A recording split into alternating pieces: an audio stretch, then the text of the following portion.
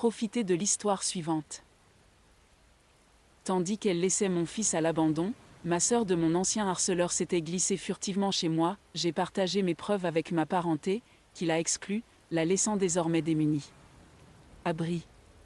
Salut les gars, donc j'ai fait quelque chose et je dois savoir si j'ai mal agi ou non car cela a eu un impact très négatif sur la vie de ma belle-sœur et je suis tenu pour responsable. Donc, ma belle-sœur, Jennifer, faux nom, 22 ans, vit avec moi depuis 3 semaines et tout se passait bien. Nous n'avions pas rencontré de problème particulier. C'est une fille gentille, je l'ai toujours appréciée, et nous nous entendions bien par le passé. J'ai 30 ans et mon mari aussi. Nous nous sommes rencontrés à l'université et nous nous sommes mariés il y a 7 ans après avoir été en couple pendant nos études. Nous avons aussi un fils de 4 ans, Terry. Mon mari est souvent en déplacement pour son travail en semaine et ne rentre que le week-end. Je travaille également en semaine, donc c'était pratique d'avoir Jennifer avec nous car nous n'avions pas à dépenser pour une nounou. Terry ne commence l'école maternelle que l'année prochaine et jusqu'à présent, nous avons évité de le faire garder car mes parents et ceux de mon mari étaient toujours là pour lui. Mais nous voulions les soulager car ils vieillissent, donc nous avons pensé que Jennifer pourrait vivre avec nous, ce qui était une bonne idée pour tout le monde. Jennifer aurait pu vivre chez ses parents, mais mon mari a pensé qu'il serait mieux pour elle de vivre avec nous car elle aurait plus d'intimité, nos beaux-parents étant un peu envahissants. Elle travaille à domicile pour surveiller notre fils et cela a bien fonctionné jusqu'à présent. Elle vit avec nous car elle débute dans son travail et son salaire est un peu bas car elle travaille dans une entreprise toute neuve qui débute également. Elle ne peut pas se permettre de payer un loyer pour l'instant, c'est pourquoi mon mari lui a proposé de venir vivre avec nous. Cela me convenait également. Le fait qu'elle était prête à s'occuper de Terry quand elle était à la maison était juste un bonus supplémentaire. Nous nous connaissons depuis très longtemps et je lui fais confiance, donc je n'ai rien trouvé d'anormal dans cette suggestion. Elle est gentille, discrète et aime rester seule. Le week-end, nous passions la journée ensemble car j'avais mes week-ends de libre et mon mari rentrait à la maison à ce moment-là. Mais récemment, j'ai remarqué que Terry se comportait très bizarrement en présence de Jennifer. Avant cela, il n'avait jamais eu de problème avec elle, mais depuis la semaine dernière, j'ai remarqué qu'à chaque fois que j'étais à la maison, Terry restait collé à moi et refusait de rester seul avec Jennifer. Au début, je n'ai pas vraiment fait attention, pensant simplement qu'il se comportait comme un enfant en me suivant, comme la plupart des enfants le font. Mais cela a commencé à devenir étrange car il n'était pas du genre collant et aimait parfois être seul. Donc ce comportement était étrange, et au bout d'un moment, j'ai décidé de creuser pour comprendre car j'ai remarqué qu'il me suivait principalement dès que Jennifer était dans le salon et qu'il ne semblait pas vouloir être avec elle. Il y a quelques jours, j'ai donc pris mon fils à part et je lui ai demandé ce qui le gênait, car j'avais remarqué son comportement en présence de sa tante, et je voulais qu'il me dise la vérité sur tout. Au début, il était très réticent à me parler, mais je lui ai assuré que Jennifer n'était pas à la maison et qu'elle ne lui ferait aucun mal. C'était le soir, je venais tout juste de rentrer du travail et Jennifer m'avait dit qu'elle partait passer la nuit chez une amie car il y avait une fête. C'était donc le moment parfait. Une fois assuré que Terry savait pertinemment que Jennifer n'était pas à la maison, il s'est mis à parler et m'a avoué qu'il n'aimait plus être avec elle.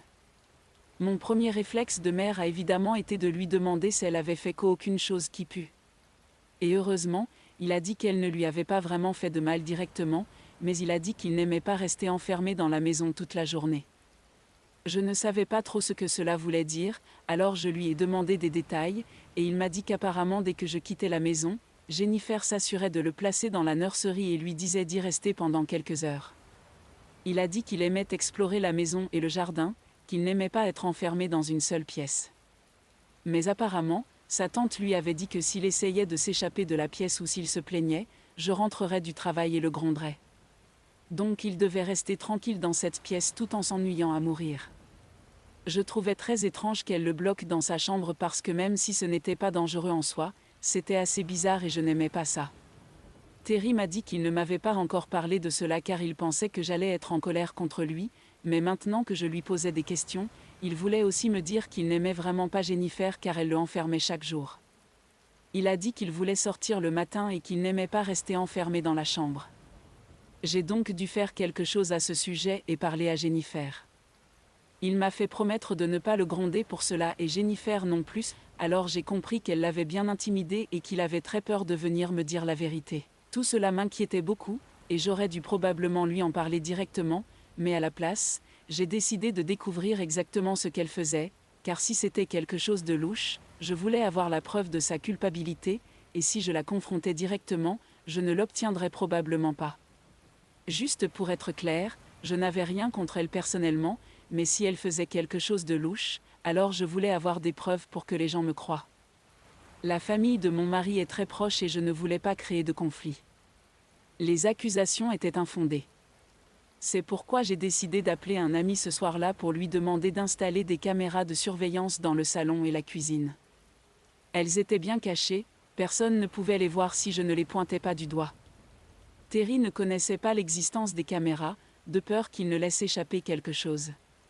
Donc, je suis parvenue à le distraire pendant l'installation. Il me suffisait ensuite d'attendre qu'elle rentre à la maison le lendemain, pendant que je n'étais pas là, pour découvrir ses agissements. Elle a passé la nuit chez une amie et est revenue le lendemain matin, juste avant mon départ au travail. Après une interaction normale, je suis partie prétendument travailler, alors que je restais chez le voisin pour surveiller grâce aux caméras. J'avais demandé à mon voisin s'il avait remarqué une activité suspecte près de chez moi et si Jennifer avait des visiteurs, mais il n'avait rien vu. Il m'a gentiment permis de surveiller de chez lui, pour intervenir si besoin. Les caméras me montraient la porte de la chambre d'enfant et effectivement, comme Terry me l'avait dit, Jennifer l'a forcé à y entrer peu après mon départ. Les micros ne capturaient pas les mots, mais j'entendais les bruits de dispute. Après un moment, elle a fermé la porte à clé. J'étais surpris car Terry était très calme et ne dérangeait personne. Si c'était pour son travail, elle aurait pu le faire en le surveillant. La maison ou dans le jardin. Une partie de moi voulait me précipiter vers ma propre maison et laisser sortir mon fils, mais je voulais en savoir plus, alors j'ai laissé les choses se dérouler d'elles-mêmes. Pendant un moment, j'ai remarqué qu'elle ne faisait rien, juste assise sur le canapé et défilant sur son téléphone. Cela semblait assez innocent, donc je ne comprenais pas pourquoi elle avait enfermé mon fils dans sa chambre pour faire ça. J'ai donc attendu pendant environ 1 heure, puis j'ai remarqué qu'elle était allée à la cuisine. Alors je suis passée aux caméras de la cuisine et là, bingo, je l'ai vue. Elle a ouvert la porte de la cuisine pour laisser entrer un homme, mais il portait une capuche, donc je ne pouvais pas comprendre qui c'était. Ce n'est que lorsqu'ils sont revenus dans le salon, et que le gars avait enlevé sa capuche, que j'ai réalisé qui c'était. C'était mon ex-petit ami, Marcus, que Jennifer connaissait seulement parce qu'il était un fou harceleur, et j'avais parlé de lui il y a quelques années. Pour contextualiser, Marcus et moi avions eu une relation pendant quelques mois avant que je rencontre mon mari. Lui et moi n'étions même pas sérieux, nous avions juste eu quelques rendez-vous et nous avions couché ensemble une fois. C'était dans les premiers mois de la fac et assez rapidement, j'ai compris que nous n'étions pas faits pour être ensemble car il était tout simplement très différent et trop intense pour moi. J'ai donc décidé de le larguer et 2 semaines plus tard, j'ai commencé à sortir avec mon mari. Honnêtement, je ne pensais pas qu'il le prendrait si mal car nous n'étions même pas sérieux. Mais apparemment, il m'aimait vraiment, et avait même raconté à tous ses amis à propos de moi, alors tout le monde a commencé à m'insulter pour sortir avec quelqu'un d'autre quelques semaines après notre rupture. Personnellement, ça ne me dérangeait pas, car j'étais avec le type que j'aimais vraiment et je me fichais de ce que pensaient les autres de moi. De plus, mon mari était comme moi et il se moquait aussi bien de ce que Marcus ou ses amis disaient. Je lui avais clairement fait comprendre que lui et moi ce n'était pas sérieux, comme je l'avais aussi clairement dit à Marcus tant que nous étions ensemble, alors je ne comprends pas. Il pensait que nous finirions ensemble alors que je lui avais dit que je n'étais pas tellement intéressée. C'était censé être une relation passagère et rien d'autre, mais il est devenu fou de moi. Il y a quelques années, j'ai dû obtenir une ordonnance restrictive contre lui parce que j'étais enceinte à l'époque et qu'il avait commencé à me suivre partout. C'était inquiétant et je ne voulais pas qu'il m'arrive quelque chose de mal à moi ou à mon enfant. La seule raison pour laquelle nous avons pu obtenir l'ordonnance restrictive contre lui, c'est parce qu'il avait déjà eu un comportement instable et psychotique auparavant. Après notre rupture et une fois diplômé de l'université, il a essayé de reprendre contact avec moi et m'envoyait des textos tous les week-ends, mais je ne lui répondais jamais. J'ai bloqué son compte plusieurs fois mais il continuait à en créer de nouveaux, alors au bout d'un moment, j'ai abandonné parce que c'était inutile. Et ce n'est pas comme si ça me préoccupait vraiment ou me faisait du mal de toute façon, alors j'ai décidé de l'ignorer au lieu de le bloquer. Mon mari était au courant depuis le début et il n'avait pas de problème avec ma façon de gérer la situation. S'il y avait eu un problème, il m'avait dit de venir le voir et nous irions ensemble chez les flics. Heureusement, cela ne s'est jamais produit. Cependant, vers le moment de mon mariage, juste après avoir annoncé mes fiançailles, il a commencé à m'appeler et à me supplier de le reprendre et d'annuler les fiançailles. J'ai répondu à quelques appels pour m'en débarrasser et je l'ai même insulté, espérant que cela blesserait son orgueil et qu'il arrêterait de m'appeler, mais il n'avait pas d'orgueil. Il a continué à appeler et ce n'est qu'une fois que j'ai fait intervenir un avocat et que je lui ai dit que j'avais déposé une ordonnance restrictive contre lui qu'il a arrêté. J'ai bluffé, bien sûr. Mais cela l'a effrayé et il m'a promis qu'il reviendrait, mais pendant les années qui ont suivi, il ne m'a pas importuné. À part quelques textos disant qu'il me manquait et qu'il savait que nous finirions ensemble un jour, il ne s'est rien passé. La situation était plutôt grave. Mais tout a changé quand je suis tombée enceinte. Je ne l'ai pas annoncé avant mon 2e trimestre, mais quand je l'ai fait sur les réseaux sociaux, c'est à ce moment-là que le harcèlement a commencé. Je ne l'ai pas remarqué les premiers jours, mais ensuite j'ai commencé à voir une voiture blanche aux vitres teintées me suivre partout où j'allais. Après quelques jours, ça m'a vraiment troublée, alors j'ai décidé d'en parler à mon mari et de le signaler à la police. Nous avons découvert qu'elle appartenait à Marcus et qu'il me suivait depuis que j'avais posté sur ma grossesse sur les réseaux sociaux. Quand il a été arrêté, il s'est immédiatement mis à genoux pour me supplier de le reprendre et a dit qu'il n'avait même pas de problème avec le fait que je porte l'enfant de quelqu'un d'autre. Il a insisté pour que je quitte mon mari et a dit que je ne pouvais pas le punir comme ça. C'était juste totalement psychotique et j'avais vraiment peur. C'est ce jour-là que j'ai décidé de porter plainte contre lui et de demander une mesure d'éloignement. Nous en avons obtenu une pour 2 ans, et pendant ces 2 ans, il ne m'a plus ennuyé, alors nous n'avons pas eu besoin d'en demander une autre. J'ai pensé que, après une mesure d'éloignement, il aurait peut-être retrouvé la raison et m'aurait oublié, donc je ne me suis plus occupée de lui par la suite. Il ne m'a pas non plus envoyé de SMS ni dérangé pendant cette période, alors je l'avais complètement oublié. Mais quand je l'ai vu chez moi, tranquillement avec Jennifer et en train de l'embrasser, j'ai réalisé que c'était inacceptable. Je n'étais pas jalouse, comme Jennifer le prétend, mais j'étais simplement en colère que, malgré tout ce que cet homme m'avait fait endurer, elle soit toujours avec lui et l'ait même invité chez moi. L'audace de faire ça et de s'attendre à s'en tirer, alors qu'elle avait enfermé mon fils dans sa chambre, c'était fou. Mais quand j'ai vu ça, j'ai enregistré la scène et je me suis immédiatement précipitée chez moi. Je suis même entrée par la porte de la cuisine pour ne pas les alerter. En entrant par la porte du salon, car elle était fermée à clé et j'aurais dû utiliser mes clés, et ils auraient probablement pu profiter de ce temps pour aider Marcus à s'échapper par la porte arrière. Je suis donc rentrée, je suis entrée dans le salon et je les ai confrontés alors qu'ils étaient confortablement installés l'un contre l'autre sur le canapé. J'ai commencé à crier contre Jennifer, faisant semblant que Marcus n'était même pas là, car je ne voulais même pas lui parler et je lui ai demandé ce qu'elle pensait faire car je pensais qu'elle était assez responsable pour prendre de bonnes décisions en restant à la maison avec mon fils. Mais clairement, ce n'était pas le cas. Elle a essayé de se justifier en disant qu'elle était amoureuse de Marcus et que lui aussi l'était, et qu'ils sortaient ensemble depuis presque 1 an maintenant. Donc je n'avais pas à m'inquiéter, mais pour moi, ce n'était même pas à propos d'eux. J'étais furieux du fait qu'elle m'avait menti et qu'elle enfermait mon fils dans sa chambre juste pour passer du temps avec son prétendu petit ami, qui se trouvait être mon ex psychotique. C'était le fait qu'elle traitait mal mon fils et me mentait qui m'énervait vraiment. Et je ne pouvais pas le tolérer, alors je lui ai dit qu'elle devait partir sur le champ ou j'appellerais la police contre eux deux parce que je ne cherchais pas à laisser passer ça. J'ai laissé sortir Terry de la chambre, et entre-temps, Marcus est parti par la porte arrière après m'avoir promis qu'il n'était pas là pour me causer des ennuis, mais qu'il était juste là parce qu'il était amoureux de Jennifer. Et Jennifer a continué à essayer de me convaincre de ne pas la mettre dehors parce qu'elle n'avait nulle part d'autre où aller pour le moment. Mais ce n'était pas mon problème, elle aurait dû y penser avant de faire entrer mon ex-stalker chez moi. Je lui ai dit qu'il était hors de question qu'elle vive encore avec nous car elle avait trahi ma confiance de la pire des manières possibles, et c'était irréversible, ce qu'elle avait fait. Elle a essayé de me convaincre que Marcus était une personne différente maintenant. Elle a dit qu'il avait ses un jour, Il est allé en thérapie pendant très longtemps et il était soumis à une pression psychologique intensive à ce moment-là, c'est pourquoi il avait agi comme ça, et c'est pourquoi j'ai dû obtenir une ordonnance restrictive contre lui. Mais apparemment, cela a changé sa vie et il a pris le bon chemin par la suite.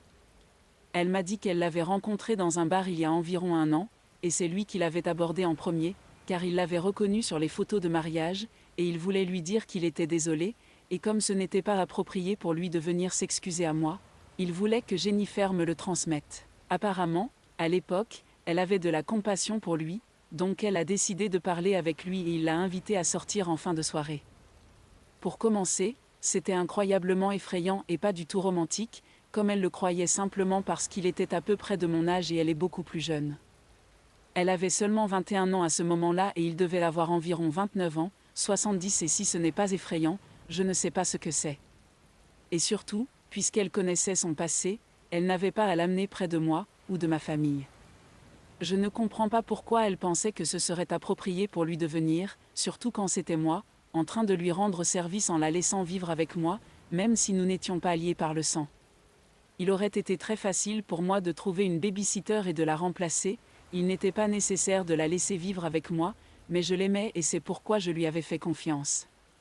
Mais elle a bafoué la confiance que j'avais en elle, donc maintenant, s'attendre à ce que je continue à la laisser vivre avec moi et la pardonner pour ce qu'elle a fait était juste déraisonnable et ridicule. En outre, ce n'était même pas seulement à propos de Marcus, c'était aussi à propos de la façon dont elle traitait mon fils. Enfermer Terry dans sa chambre pour pouvoir se câliner avec son copain n'était pas quelque chose que j'appréciais et je n'allais pas la laisser s'en sortir comme ça. Donc je lui ai dit, très en colère, qu'elle devait quitter la maison car je ne lui permettrais en aucun cas de vivre avec moi. Après beaucoup de supplications et d'arguments, elle a finalement accepté que j'avais pris ma décision et est partie. La seule chose qu'elle m'avait demandé, c'était de ne pas en parler à ses parents car ils seraient très contrariés, car c'était quelque chose de très grave. Je n'ai fait aucune promesse, je suis restée là en silence à la regarder partir. Après cet épisode, j'ai couché Terry pour la sieste car la matinée avait été très stressante, mais je devais quand même raconter à mon mari ce qui s'était passé. Et c'est probablement là que j'ai agi de manière idiote. Il n'était pas nécessaire pour moi de le faire, mais j'étais tellement en colère que je voulais lui rendre l'appareil pour ce qu'elle avait fait. J'étais très frustrée d'avoir fait confiance à cette personne, et au lieu de valoriser ma confiance et d'agir correctement envers moi, elle avait décidé de faire des câlins sous mon toit avec la seule personne que je détestais le plus. J'étais tellement en colère que, au lieu d'envoyer les images à mon mari, j'ai décidé de les envoyer au groupe familial. Et je savais que les conséquences ne seraient pas bonnes pour elle car, comme je l'avais mentionné précédemment, la famille de mon mari est très proche les uns des autres et ils prennent leur relation très au sérieux. L'année dernière, mes beaux-parents avaient coupé les ponts avec une des tantes de mon mari car elle avait été médisante à propos de mon mari, et ils n'allaient pas le tolérer. Donc, quand je dis qu'ils prennent leur relation très au sérieux, c'est sérieux. Et je savais que lorsqu'ils découvriraient ce que Jennifer avait fait dans notre dos, ils seraient furieux. Malgré cela, j'ai décidé de le faire. Et ce qui s'est passé était ce à quoi je m'attendais. Ses parents ont rompu tout lien avec elle ce jour-là et ont complètement cessé de lui parler. Mon mari était également vraiment choqué que cela se soit produit et que Jennifer ait fait une chose pareille. Il avait presque voulu les accusations contre elle, mais c'est moi qui lui ai demandé de les abandonner car elle avait déjà bien assez à gérer. Après avoir envoyé cette vidéo au groupe, mes beaux-parents m'ont appelé pour s'excuser au nom de leur fille et m'ont informé qu'ils ne lui parleraient plus jamais. Ils étaient très contrariés, ce que je savais qu'il se produirait, et mon mari a eu une réaction similaire. Ils l'ont tous coupée, pour résumer. Et maintenant, elle n'a pratiquement personne avec qui aller vivre. Je le sais car elle m'a envoyé un texto il y a quelques heures en me disant que je lui avais pratiquement ruiné la vie en envoyant cette vidéo dans le groupe familial. Elle n'a pas vraiment beaucoup d'amis, et même quand elle en a, elle ne peut pas vivre avec eux car ils ont aussi des colocataires. Certains vivent avec leurs parents, et elle trouverait très bizarre de vivre avec ses amis. Elle ne peut pas non plus vivre chez Marcus car il vit aussi avec ses parents et ils ne savent pas encore pour elle. Et il ne peut pas leur dire car s'ils découvraient qu'elle est liée à nous, ils en perdraient la tête, et lui perdraient aussi un chez lui. Donc maintenant, soit elle doit trouver un appartement, ce qui va être compliqué car elle a à peine les moyens de se le permettre avec son salaire, soit elle devra commencer à chercher un meilleur travail, mais elle ne peut pas le faire en étant sans abri. C'est un dilemme, et je me sens vraiment coupable de l'avoir mise dans cette situation. Je sais bien que je n'aurais pas dû le faire, mais je me sens mal car elle est en difficulté en ce moment et c'est à cause de moi. Je ne sais pas, j'ai l'impression que ma réaction a pu être un peu trop extrême et motivée par la colère au lieu de simplement vouloir faire ce qui est juste. Et ce n'est pas comme si je ne savais pas que cela allait se produire, j'étais pleinement consciente du genre de réaction que la famille de mon mari aurait à quelque chose comme cela. Et pourtant, malgré le fait de le savoir, j'ai envoyé cette vidéo au groupe familial, et je me sens très responsable de ce qui lui arrive. J'en ai parlé à mon mari et il m'a dit je pense trop, mais ce n'est pas vraiment de ma faute. C'est de la faute de Jennifer.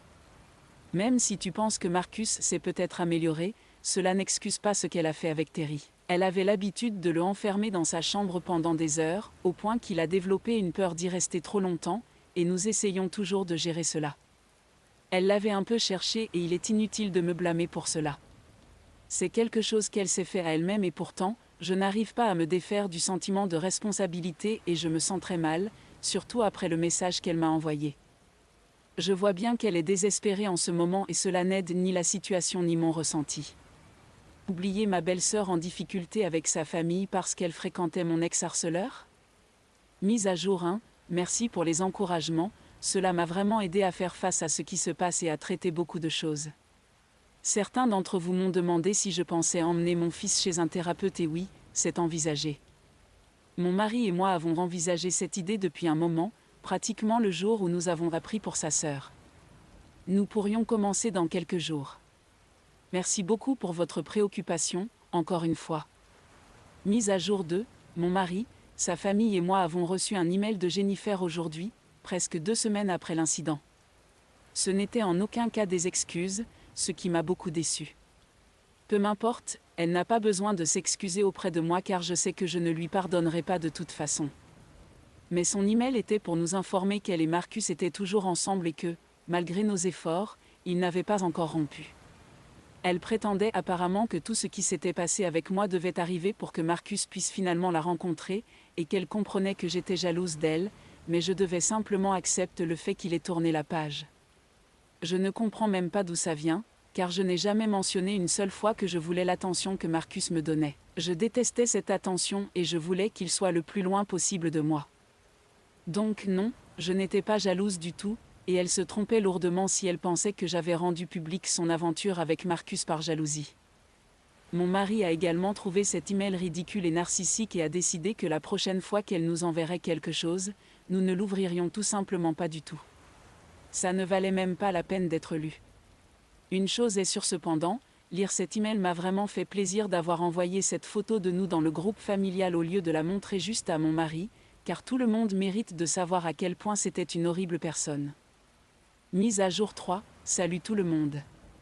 Cela fait 1 an que nous avons coupé les ponts avec Jennifer, et d'après ce que nous entendons, elle et Marcus se sont mariés il y a quelques mois et ont déménagé au Canada.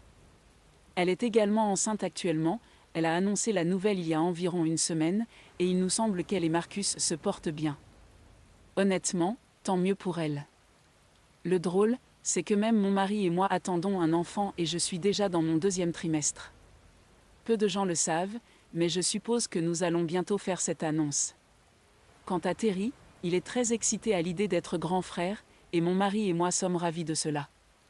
Et nous allons nous assurer de ne pas refaire les mêmes erreurs en choisissant une mauvaise babysitter,